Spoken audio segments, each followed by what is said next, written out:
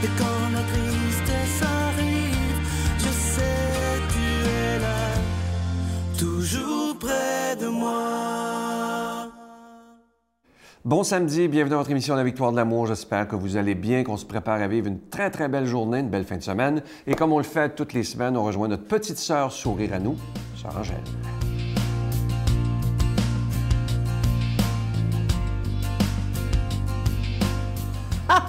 Bonjour! Hey, imaginez-vous, on est déjà rendu au mois de mars. Hey, je suis contente. Les années passent, les mois passent et le printemps s'en vient. Alors, ça, moi j'aime mieux voir le printemps que l'automne, je ne sais pas pourquoi. Pourtant, c'est si beau l'hiver. Mais disons que moi, personnellement, ça m'inspire parce que j'ai hâte d'aller planter dans mon jardin les fleurs pour que ce soit fleuri. Et puis, Hélène a hâte à planter ses tomates.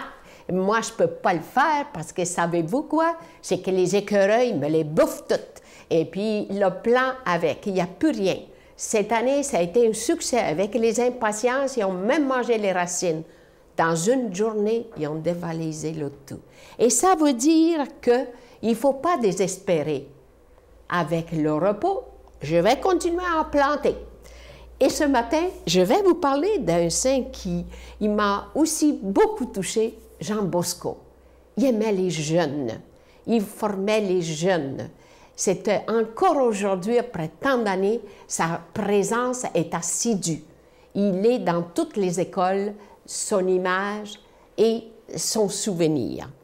Jean Bosco est né en 1815, il est décédé en 1888. Prêtre italien, un autre italien, qui a consacré sa vie aux enfants. C'est pour ça, il y a vraiment, lui, il disait, c'est l'avenir d'un peuple. Les enfants, s'ils ont une belle formation quand ils sont jeunes, ça va continuer, ça va propager, ça va faire de la production et ça va faire des hommes demain qui ont une base et qui, quand même, croient en celui qui nous donne la force et l'espérance.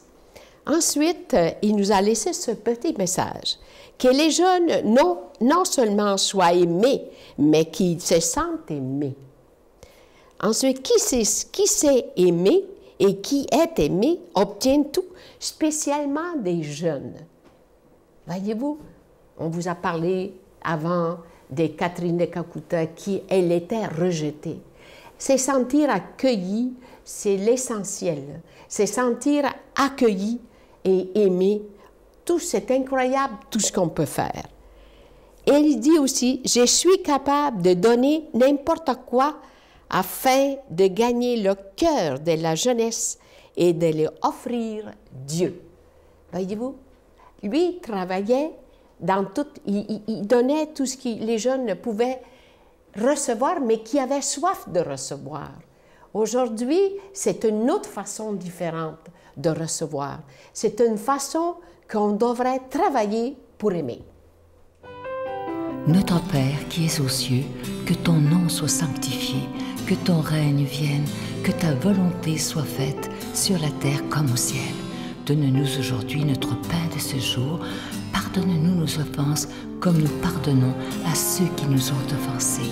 Ne nous laisse pas entrer en tentation, mais délivre-nous du mal, car c'est à toi qu'appartient le règne, la puissance et la gloire pour les siècles des siècles. Amen. La Victoire de l'amour vous invite à son pèlerinage annuel en République tchèque et en Pologne, du Petit Jésus de Prague à la ville natale de Saint-Jean-Paul II, en compagnie de Brigitte Bédard, l'abbé Donald Thompson et la participation occasionnelle de Sylvain Charon. Nous visiterons entre autres les villes de Prague, Cracovie, Auschwitz et plusieurs autres. Nous visiterons aussi la maison natale de Saint-Jean-Paul II, du 11 au 22 juin 2018. Informations, réservations, voyage intermission, 514-288-6077 ou 1-800-465-3255. Je prends quelques instants pour solliciter votre aide pour le ministère de la Victoire de l'Amour. Comme vous le savez, à chaque année, lorsque le carême arrive, on décide ensemble de ne pas envoyer de cadeau avec un don.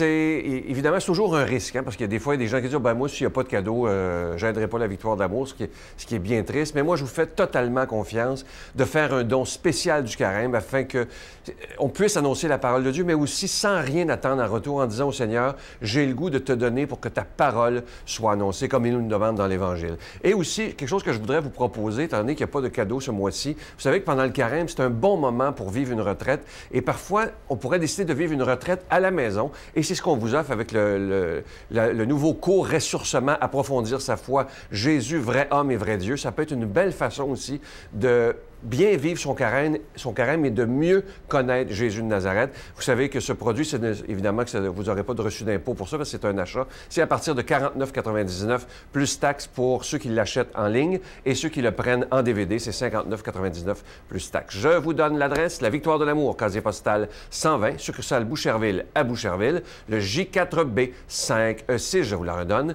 la Victoire de l'Amour, casier postal 120, succursale Boucherville à Boucherville, le J4B 5E6, également par téléphone, par carte de crédit, dans le 514-523-4433, 523-4433, ou sans frais, le 1-888-811-9291, 1-888-811-9291, et aussi sur notre site Internet, le www.lavictoiredelamour.org. Merci de tout cœur de votre don spécial du Carême 2018.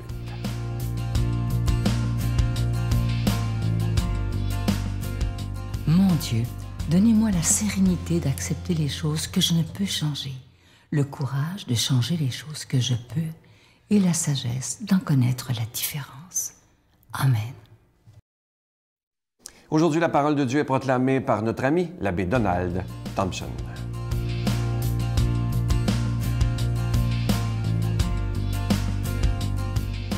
Dans cette 4e semaine du Carême, on a la parabole, une parabole extraordinaire. Je ne vous la lirai pas, elle est trop longue.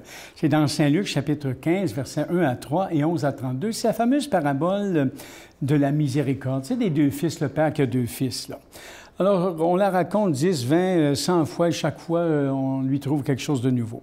À mon sens, c'est une des belles histoires de l'humanité et on y trouve tout de Dieu et de l'être humain. Hein?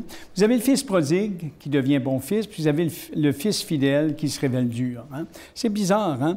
Et ce texte de l'Évangile donne la réponse la plus complète à l'observation dénigrante faite par les pharisiens. Jésus, cet homme fait bon accueil aux pécheurs et mange avec eux.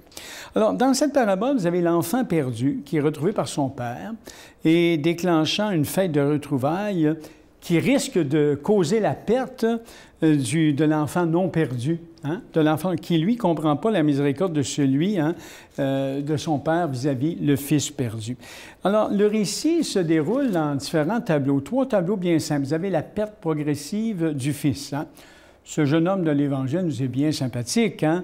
Alors, il va avoir son indépendance, sa liberté, et pour s'enchaîner dans le plaisir et la dépendance. Hein? Il y a bien du monde qui font ça, on le sait.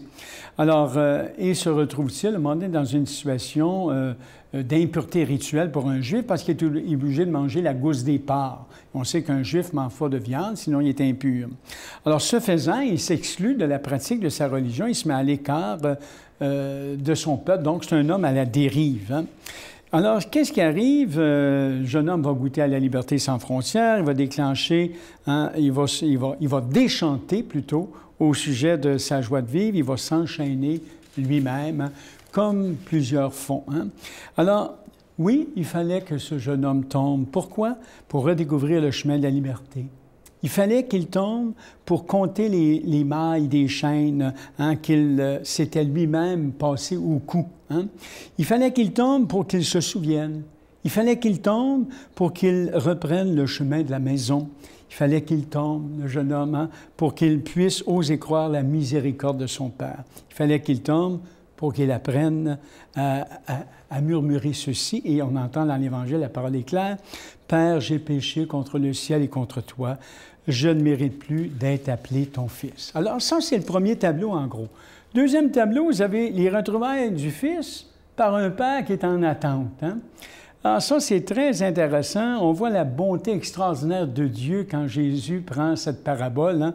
Et le Père, dans le fond, comme un vieux fou en apercevant son fils perdu, donc il se lève et court à sa rencontre. Et il ne s'agit pas d'un père ordinaire. Hein? « Tiens, te voilà. Hein? » Il n'a pas dit « Tiens, tu as appris ta leçon, là? Tu as couru la galipote, tu es parti aux quatre vents. » Non. Te voilà. Le texte dit qu'il fut saisi de pitié. Hein? C'est un terme en général appliqué à Dieu dans la Bible. Hein? On voit comment Jésus nous parle de Dieu, le Père, à travers cette parabole. Hein? Fou d'amour, il se jette au cou de son fils, hein? Et lui accorde 3 faveurs. Un vêtement somptueux, une bague, qui est le sceau de la maison et la réintégration dans la dignité de fils, la bague, la symbolique, et une paire de sandales. Hein? Il est chaussé, voyez-vous? Donc, il le rétablit hein, dans le clan, dans la maison. Alors, c'est fort intéressant. Et puis, il donne un repas de fête, et c'est la figure de Dieu, de la bonté prévenante de Dieu qui est là-dedans. Et cette image de Dieu peut paraître un peu scandaleuse, mais Jésus, c'est ce que Jésus entend dévoiler. Hein? Plus de joie au ciel pour un pécheur qui se convertit que pour quelques justes hein, qui n'ont pas besoin de conversion. La parabole, à cet égard, elle est très intéressante. C'est la parabole du Fils prodigue qui manifeste bien la bonté de Dieu. Et le 3e tableau, c'est la perte possible de l'aîné. L'aîné, lui, qui réagit négativement à la joie explosive du Père. Pourtant, il était là avec le Père était avec lui, il restait à la maison. « Jamais tu m'as donné un chevreau pour festoyer avec mes amis. Hein? » Il parle de son frère, ton fils que voilà. C'est comme s'il ne considère plus la dignité de son frère. Et le Père de lui dire, mon enfant, tu es toujours avec moi, tout ce qui est à moi est à toi. Il fallait bien festoyer, car ton frère que voilà était mort, est revenu à la vie, il est retrouvé. C'est un récit extraordinaire qui nous fait prendre conscience, en conclusion. On peut se poser la question, quel genre de personnes nous sommes-nous? Hein? Quelle sorte de... On se retrouve dans quel personnage de cette parabole? Le Père, hein? Le Père, parce qu'on aime nos enfants, il y a des personnes qui reviennent de loin, puis on les accueille, etc. Nous sommes un peu... on a besoin d'être l'image du Père. Hein? Donc, entrer dans la parabole de la vie. Et le Fils prodigue, on peut se retrouver là-dedans aussi. C'est si facile de se perdre hein, dans la vie. Et l'histoire commence mal, mais finit bien. Donc, de garder l'espérance aussi, c'est si facile de se perdre. Et quand on regarde le Fils aîné, qui de nous se reconnaît en lui? Hein? Les scribes et les pharisiens ont préféré le statu quo aux autres et l'ordre établi plutôt que d'entrer dans la révélation de l'amour de Dieu hein, que Jésus proclamait. Alors, c'est fort intéressant. Jésus a dépassé la peur par l'absolu de l'amour. Et c'est pourquoi sa parabole est si profonde et n'a pas fini de nous interroger. Je termine par une petite prière toute simple aujourd'hui suite à cette parabole.